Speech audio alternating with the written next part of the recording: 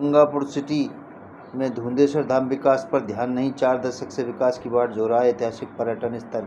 अरावली पर पहाड़ियों की गोद में बसा धुंधेश्वर धाम धार्मिक, पौराणिक और पर्यटन की दृष्टि से महत्वपूर्ण।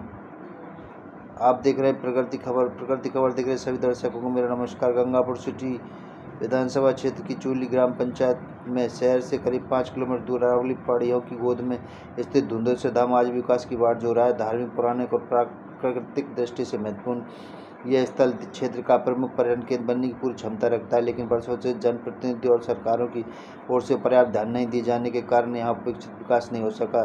धुंधेश्वर धाम राज रजवाड़ों के समय में धार्मिक व ऐतिहासिक महत्व रखता है। यहाँ पौराणिक मान्यता वाले शौलेश्वर स्वरूप शिव मंदिर के साथ राधा कृष्ण का भव्य मंदिर भी स्थित है।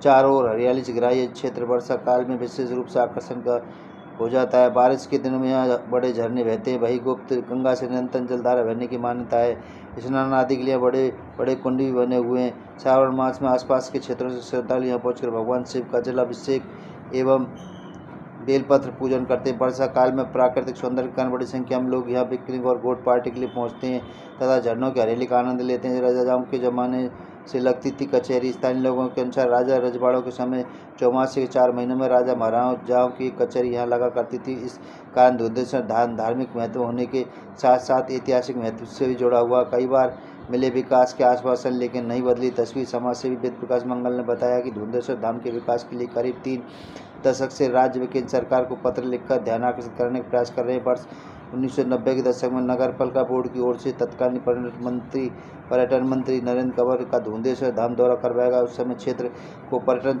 स्थल के रूप में विकसित करने का आश्वासन मिला था, मगर नगरपालिका की विकास पुस्तिका में भी धुंधेश्वर धाम के चित्र को मुख्य पृष्ठ पर स्थान देकर इनके विकास की योजना को दर्शाया गया, लेकिन धरातल पर अपेक्षित काम नहीं हो सका। वर्ष 2008-10 के आसपास केंद्र सरकार की ओर से टीम ने धुंधेश्वर धाम का सर्वे किया और जिला कलेक्टर को रिपोर्ट सौंपने की बात कही।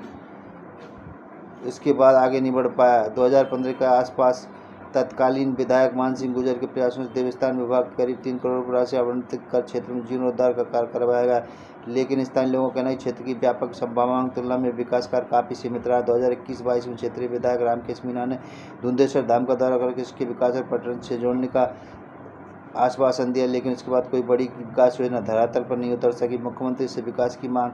समाजसेवी वेद प्रकाश मंगल ने मुख्यमंत्री को पत्र भेजकर गंगापुर सिटी विधानसभा क्षेत्र के इस महत्वपूर्ण पौराणिक स्थल के विकास की मांग की है।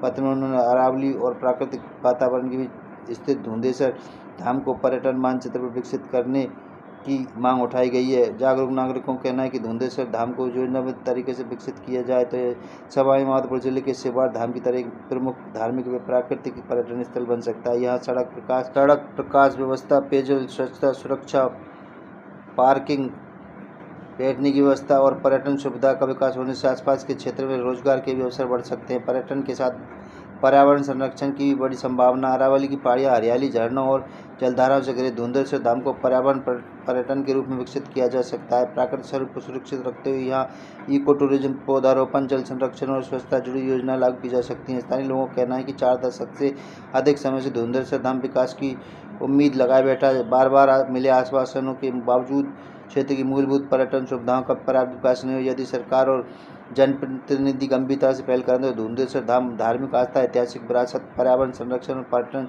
चारों दृष्टियों से गंगापुर सिटी की पहचान बन सकता है। ब्यूरो रिपोर्ट, प्रगति खबर।